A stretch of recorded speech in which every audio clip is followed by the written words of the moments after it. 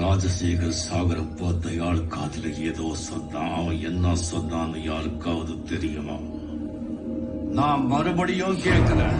ராஜசேகர் சாகரப்போ தயாளு காதுல ஏதோ சொன்னா, என்ன சொன்னான்னு யாருக்காவது தெரியுமா? ஓ ஓ ஓ ஓ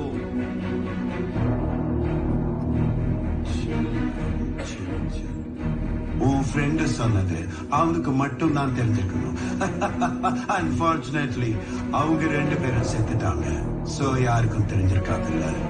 தேவா, நான் திரும்பவும் சொல்றேன். I owe you for a lifetime, man. ஒரு ட்ரிங்க் அடி. I will get you the world's best drink. Hey, வந்து பாட்டில் பட்டுறா.